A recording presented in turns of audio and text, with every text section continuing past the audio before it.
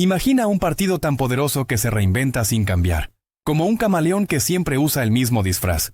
Un partido que ha logrado sobrevivir a dictadores, revoluciones, crisis y hasta el Internet. Bueno, casi.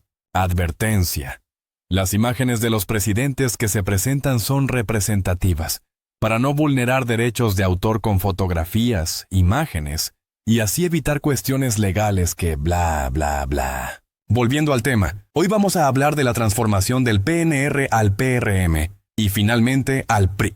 ¿Sí? Ese partido que ha gobernado más tiempo que cualquier dictador moderno, pero con la elegancia de cambiarse el nombre para que parezca que algo cambió. Bienvenidos a Cronomente, el canal donde viajamos en el tiempo para entender cómo la historia se mezcla con nuestro cerebro, nuestra psicología y nuestro comportamiento.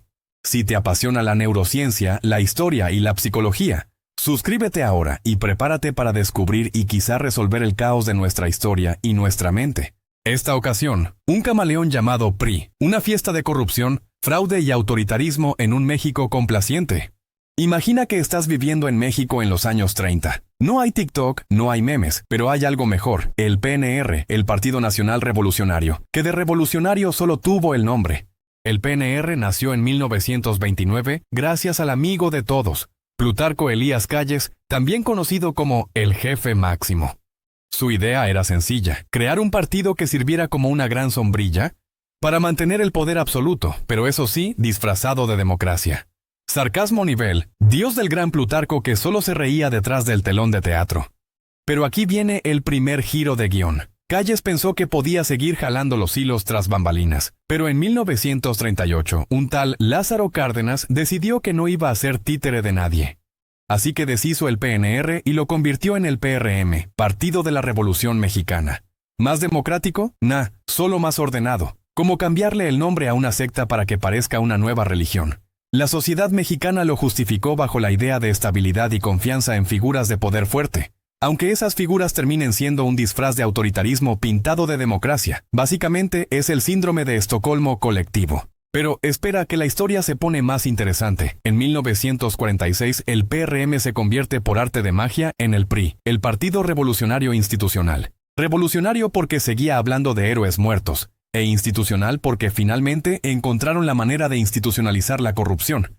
Con el PRI empezó realmente la dictadura perfecta, como la llamó Mario Vargas Llosa. Y aquí no hay sarcasmo. Literalmente fue un monopolio político de más de 70 años. ¿Y el pueblo? Bueno, el pueblo seguía votando, porque tenemos otro fenómeno psicológico clave, la disonancia cognitiva. Cuando una sociedad está atrapada en un sistema corrupto, se busca desesperadamente justificarlo para evitar el dolor de aceptar la realidad. Es como seguir creyendo que tu ex va a cambiar. Esta dictadura perfecta tuvo varios momentos oscuros de los cuales podemos destacar. La noche de Tlatelolco en 1968, que sucedió cuando jóvenes estudiantes, cansados de la eterna opresión, salieron a protestar. Literalmente lo hicieron por el derecho a existir en una democracia real. ¿La respuesta del gobierno? Balas. La Plaza de las Tres Culturas se convirtió en un baño de sangre, cortesía del presidente Gustavo Díaz Ordaz, y su paranoia del enemigo interno. Aún hoy se desconoce el total de víctimas, pero no te preocupes, todo quedó tapado como si fuera cualquier error de Excel. Y aquí es interesante mirar cómo la neurociencia explica el comportamiento de las masas. Cuando un gobierno ejerce violencia extrema, las sociedades se fragmentan. Algunos sienten miedo y se someten más, mientras otros se radicalizan y buscan resistencia. Es lo que se llama respuesta adaptativa al trauma. Pero al final del día, el PRI siguió controlando la narrativa. Ahora llegamos a los años 80, cuando el PRI estaba perdiendo su brillo. ¿Y cómo lo solucionaron? Con el fraude electoral de 1988. Obvio. Cuauhtémoc Cárdenas parecía destinado a cambiar el rumbo del país, y las urnas lo sabían. Pero el PRI también sabía cómo apagar las luces. Literalmente, durante el conteo de votos, el sistema electoral se cayó. Una frase histórica que aún se usa para cualquier crisis artificial. Cuando volvió la luz, sorpresa. Carlos Salinas de Gortari ganó. Este berrinche es como comparar al niño que desconecta el Nintendo cuando va perdiendo. La tecnocracia priista había nacido, más fría, más calculadora y menos disimulada. El pueblo, por supuesto, se tragó la píldora, porque no tenía ni opción ni alternativa. Y aquí entra otro análisis psicológico, la resistencia al cambio. Las sociedades atadas al miedo de lo desconocido suelen preferir el diablo conocido antes que el diablo por conocer. Y el PRI entendía eso perfectamente. Pero, ¿qué pasa cuando sostienes el poder absoluto por tanto tiempo? Que inevitablemente te pudres desde adentro.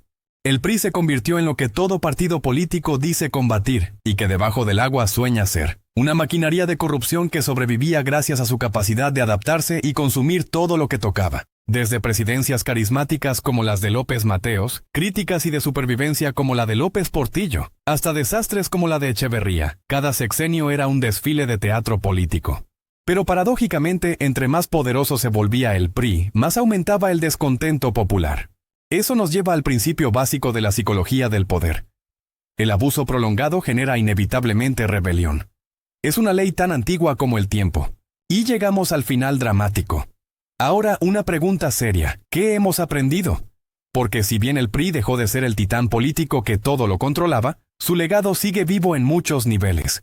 Hoy los mexicanos seguimos enfrentando los mismos problemas: corrupción, autoritarismo disfrazado de democracia y líderes más egocéntricos que influencers en Instagram. Así que, ¿qué hacemos con esta historia? Aquí es donde viene la reflexión. El poder absoluto siempre corrompe. Es un fenómeno que no tiene excepciones porque está profundamente enraizado en la naturaleza humana. Pero las sociedades también tienen un poder absoluto, el de la conciencia colectiva. Einstein decía que los problemas nunca se pueden resolver desde el mismo nivel de pensamiento que los creó. Si seguimos aceptando el juego de nuestra clase política como si no hubiera alternativas, perpetuamos el ciclo. México tiene una historia de resistencia, una historia de cambio, pero debemos recordarla y usarla. Así que aquí te dejo esto. Despierta. No más justificar a los gobernantes corruptos diciendo que todos son iguales. Si todos son iguales, haz algo para cambiar el sistema. Porque si no lo hacemos, seguiremos siendo los votantes de partidos que son más viejos que nuestros abuelos, atrapados en un ciclo de evolución disfrazada de democracia. El pasado no lo podemos cambiar, pero el futuro sí. La historia sigue escribiéndose y nuestra mente sigue evolucionando. ¿Qué opinas? ¿Crees que el PRI solo ha mudado de piel o cambiado de color? O peor aún, realmente nunca se fue. Déjanos tu comentario porque en Cronomente tu opinión también es parte del viaje. Si te gustó este video, dale like. Compártelo con alguien curioso como tú y suscríbete para no perderte ningún episodio. Nos vemos en el próximo viaje por la historia y por nuestra mente humana. ¡Hasta la próxima!